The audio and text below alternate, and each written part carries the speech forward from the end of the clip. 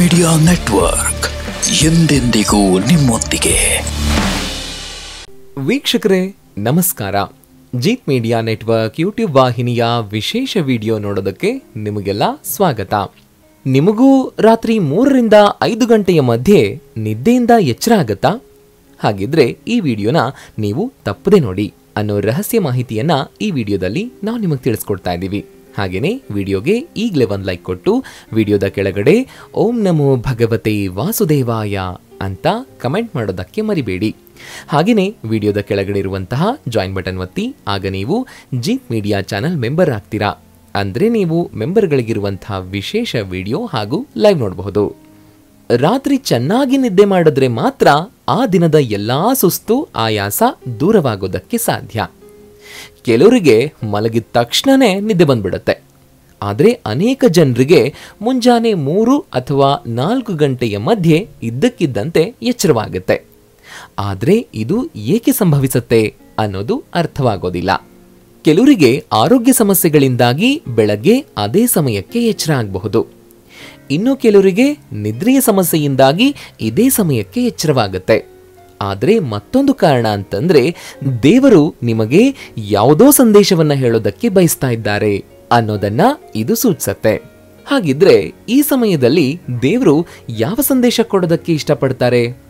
ಯಾಕೆ ಪದೇ ಪದೇ ಅದೇ ಸಮಯಕ್ಕೆ ಎಚ್ಚರ ಆಗೋದು ಅನ್ನೋದನ್ನ ಈ ವಿಡಿಯೋದಲ್ಲಿ ಸಂಪೂರ್ಣವಾಗಿ ತಿಳಿಸಿದೀವಿ. ಅದಕ್ಕಾಗಿ ವಿಡಿಯೋನ ಪೂರ್ತಿಯಾಗಿ ನೋಡಿ, ಎಲ್ಲೂ ಸ್ಕಿಪ್ ಮಾಡಬೇಡಿ. ಜೊತೆಗೆ ಲೈಕ್ ಕೊಡೋದನ್ನ ಮರಿಬೇಡಿ. ರಾತ್ರಿ 9 ಗಂಟೆಯಿಂದ 11 ಗಂಟೆಯ ಮಧ್ಯೆ ಎಚ್ಚರ ಆದ್ರೆ ಅದೆಷ್ಟೇ ಪ್ರಯತ್ನ ಪಟ್ಟರೂ ಕೂಡ ನಿದ್ದೆ ಬಾರದೇ ಇದ್ರೆ ಅದಕ್ಕೆ ಕಾರಣ ಆ ವ್ಯಕ್ತಿ ಯಾವುದೋ ವಿಷಯದ ಬಗ್ಗೆ ಹೆಚ್ಚು ಚಿಂತೆ ಮಾಡ್ತಾ ಇರ್ತಾರೆ. ಸಣ್ಣ ವಿಷಯಕ್ಕೆ ಅಗತ್ಯಕ್ಕಿಂತ ಹೆಚ್ಚು ಚಿಂತೆ ಮಾಡ್ತಾ ಇರ್ತಾರೆ. ಹಾಗಾಗಿಯೇ ಸರಿಯಾಗಿ ನಿದ್ರೆ ಬರೋದಿಲ್ಲ. ಇಂಥ ಪರಿಸ್ಥಿತಿಯಲ್ಲಿ ಮುಖವನ್ನ ಚೆನ್ನಾಗಿ ತೊಳೆದು ಸಕಾರಾತ್ಮಕ ಮನಸ್ಸಿನಿಂದ ನಿಮಗೆ ಇಷ್ಟವಾದ ಮಂತ್ರವನ್ನ ಹೇಳೋದಕ್ಕೆ ಆರಂಭಿಸಿ. ಇದರಿಂದ ಕೇವಲ ಟೆನ್ಷನ್ ಇಂದ ಮುಕ್ತಿ ಪಡೆಯುವುದು ಮಾತ್ರವಲ್ಲ, ಚೆನ್ನಾಗಿ ನಿದ್ರೆ ಬರುತ್ತೆ. ಮಧ್ಯರಾತ್ರಿ 11 ಗಂಟೆಯಿಂದ 1 ಗಂಟೆಯ ಮಧ್ಯೆ ಎಚ್ಚರ ಆಗೋದು ಕೂಡ ಬೇಡದ ವಿಷಯದ ಬಗ್ಗೆ ಚಿಂತಿತರಾಗಿರುವವರಿಗೆ, ಮನಸ್ಸು ಬೇರೆ ಬೇರೆ ವಿಷಯಗಳ ಕಡೆಗೆ ಚಿಂತೆ ಮಾಡುವವರಿಗೂ ಮಧ್ಯರಾತ್ರಿ 11 ಗಂಟೆಯಿಂದ 1 ಗಂಟೆಯ ಮಧ್ಯೆ ಎಚ್ಚರ ಆಗುತ್ತೆ. ಇಂಥ ಸಂದರ್ಭದಲ್ಲಿ ನಿಮ್ಮ ಮೇಲೆ ನೀವು ಭರವಸೆ ಹೊಂದಿರೋದು ತುಂಬಾನೇ ಮುಖ್ಯ. ಮೊದಲಿಗೆ ನಿಮ್ಮ ಮನಸ್ಸಿನಿಂದ ಎಲ್ಲಾ ನೆಗೆಟಿವಿಟಿಯನ್ನ ದೂರ ಮಾಡಿ. ಇದರಿಂದ ಚೆನ್ನಾಗಿ ನಿದ್ರೆ ಮಾಡೋದಕ್ಕೆ ಸಾಧ್ಯವಾಗುತ್ತೆ. ಇನ್ನು ನೀವು ರಾತ್ರಿ 12 ಗಂಟೆಯಿಂದ 2 ಗಂಟೆಯ ಮಧ್ಯದಲ್ಲಿ ಎಚ್ಚರ ಆಗ್ತಾ ಇದ್ರೆ ಯಾವುದೋ ಒಂದು ಅಪರಿಚಿತ ಶಕ್ತಿ ನಿಮ್ಮ ಬಳಿ ಕುಳಿತು ನಿಮ್ಮನ್ನ ಸಂಪರ್ಕಿಸೋದಕ್ಕೆ ಪ್ರಯತ್ನ ಮಾಡ್ತಾ ಇದೆ ಅನ್ನೋದನ್ನ ಅರ್ಥ ಮಾಡ್ಕೊಳ್ಳಿ. ಇದು ನಿಮಗೆ ನಿಮ್ಮ ಜೀವನದ ಉದ್ದೇಶದ ಬಗ್ಗೆ ತಿಳಿಸೋದಕ್ಕೂ ಆಗಿರಬಹುದು, ಅಥವಾ ನಿಮಗೆ ಯಾವುದೋ ವಿಷಯದ ಬಗ್ಗೆ ಎಚ್ಚರ ನೀಡೋದಕ್ಕೂ ಆಗಿರಬಹುದು. ಇದರಿಂದ ನಿಮ್ಮ ಪ್ರಾಣಕ್ಕೂ ಸಂಚಕಾರವಿರಬಹುದು. ಇನ್ನು ರಾತ್ರಿ 1 ಗಂಟೆಯಿಂದ 3 ಗಂಟೆಯ ಮಧ್ಯೆ ಎಚ್ಚರವಾದ್ರೆ ಅದು ಆ ವ್ಯಕ್ತಿಯ ಕೋಪದ ಸ್ವಭಾವದಿಂದಾಗಿ ಉಂಟಾಗುವಂಥ ಸ್ಥಿತಿಯಾಗಿರುತ್ತೆ. ಇಂಥ ಸಂದರ್ಭದಲ್ಲಿ ರಾತ್ರಿ 1ರಿಂದ 3 ಗಂಟೆಯ ಮಧ್ಯೆ ಎಚ್ಚರ ಆಗುತ್ತೆ. ಆ ಸಂದರ್ಭದಲ್ಲಿ ನೀವು ಚೆನ್ನಾಗಿ ನೀರು ಕುಡಿಬೇಕು, ಅಥವಾ ರಾತ್ರಿ ಮಲಗೋ ಮುನ್ನ ಕೈಕಾಲು ತೊಳೆದು ಮಲಗಬೇಕು. ಇದರಿಂದ ಚೆನ್ನಾಗಿ ನಿದ್ರೆ ಬರುತ್ತೆ. ಇನ್ನು ಕೊನೆಯದಾಗಿ ನಿಮಗೆ ಮುಂಜಾನೆ 3 ಅಥವಾ 5:30 ಮಧ್ಯದಲ್ಲಿ ಎಚ್ಚರ ಆದ್ರೆ ಅಗೋಚರ ಶಕ್ತಿಯೊಂದು ನಿಮ್ಮನ್ನ ಎಚ್ಚರಿಸ್ತಾ ಇದೆ ಅನ್ನೋದನ್ನ ಅರ್ಥ ಮಾಡ್ಕೊಳ್ಳೋದು ಮುಖ್ಯ. ಯಾಕಂತಂದ್ರೆ ಮುಂಜಾನೆ 3 ಅಥವಾ 5:30 ಮಧ್ಯದ ಸಮಯವನ್ನ ಅತ್ಯಂತ ಶಕ್ತಿಯುತ ಸಮಯ ಅಂತ ಪರಿಗಣಿಸಲಾಗುತ್ತೆ.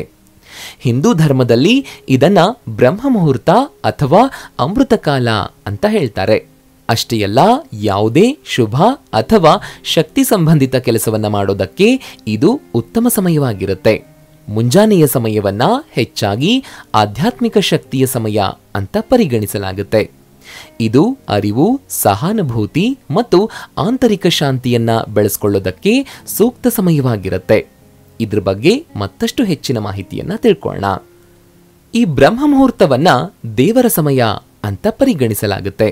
ಭೌತಿಕ ಮತ್ತು ಆಧ್ಯಾತ್ಮಿಕ ಪ್ರಪಂಚಗಳ ನಡುವಿನ ತಡೆಗೋಡೆ ತೆಳುವಾಗಿರುವ ಸಮಯ ಇದಾಗಿರುತ್ತೆ. ದೇವರೊಂದಿಗೆ, ಪ್ರಪಂಚದೊಂದಿಗೆ, ಆಧ್ಯಾತ್ಮಿಕತೆಯೊಂದಿಗೆ ಸಂಪರ್ಕ ಸಾಧಿಸಲು ಇದು ಅತ್ಯಂತ ಸೂಕ್ತ ಸಮಯವಾಗಿದೆ. ಈ ಸಮಯದಲ್ಲಿ ಪ್ರಸಾರವಾಗುವ ಶಕ್ತಿಯನ್ನ ಉನ್ನತ ಮತ್ತು ಪವಿತ್ರ ಅಂತ ಪರಿಗಣಿಸಲಾಗುತ್ತೆ. ಆದ್ದರಿಂದ ಈ ಸಮಯದಲ್ಲಿ ಎಚ್ಚರಗೊಳ್ಳೋದು ದೇವರೊಂದಿಗೆ ಅಥವಾ ಉನ್ನತ ದೈವಿಕ ಶಕ್ತಿಗಳೊಂದಿಗೆ ಸಂಪರ್ಕ ಸಾಧಿಸುವ ಸಂಕೇತವಾಗಿದೆ.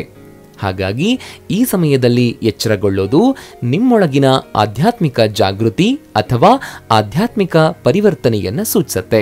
ನಿಮ್ಮ ಆಧ್ಯಾತ್ಮಿಕ ಬೆಳವಣಿಗೆ ಆಗ್ತಾ ಇದೆ, ನೀವು ಆತ್ಮ ಸಾಕ್ಷಾತ್ಕಾರಕ್ಕೆ ಒಳಗಾಗ್ತಾ ಇದ್ದೀರಿ ಅಥವಾ ಆಧ್ಯಾತ್ಮಿಕ ಪ್ರಜ್ಞೆಯಲ್ಲಿ ಬದಲಾವಣೆಯಾಗ್ತಾ ಇವೆ ಅನ್ನೋದನ್ನು ಕೂಡ ಇದು ಸೂಚಿಸಬಹುದು.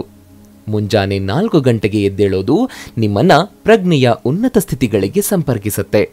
ಅಷ್ಟೇ ಅಲ್ಲ, ನಿಮ್ಮ ಆಂತರಿಕ ಆತ್ಮದೊಂದಿಗೆ ನೀವು ಆಳವಾಗಿ ಕನೆಕ್ಟ್ ಆಗ್ತಾ ಇದ್ದೀರಿ ಅನ್ನೋದನ್ನು ಕೂಡ ಇದು ಸೂಚಿಸುತ್ತೆ.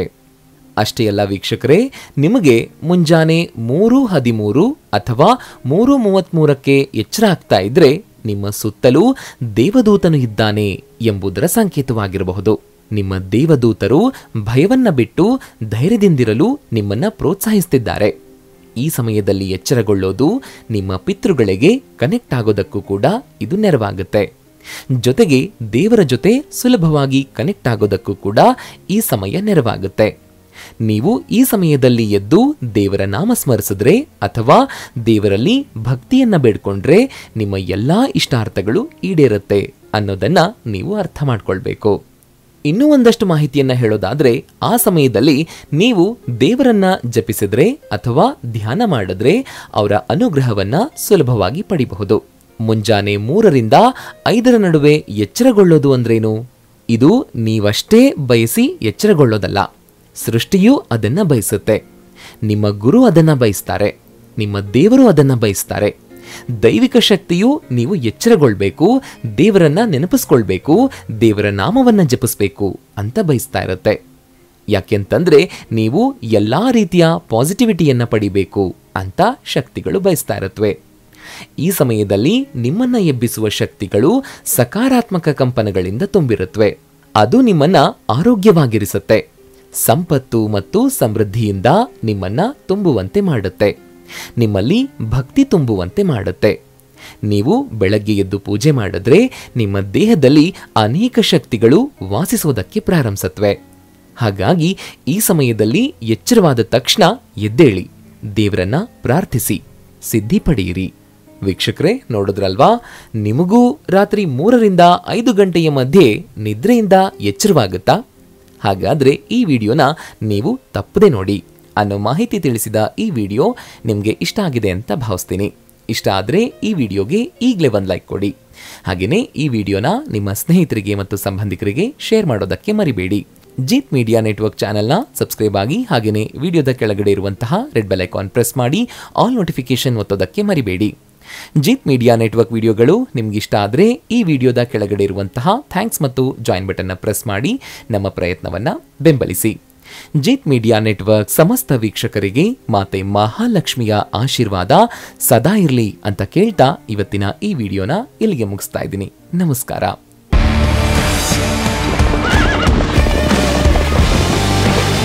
ಜೀತ್ ಮೀಡಿಯಾ ನೆಟ್ವರ್ಕ್ ಎಂದೆಂದಿಗೂ ನಿಮ್ಮೊಂದಿಗೆ.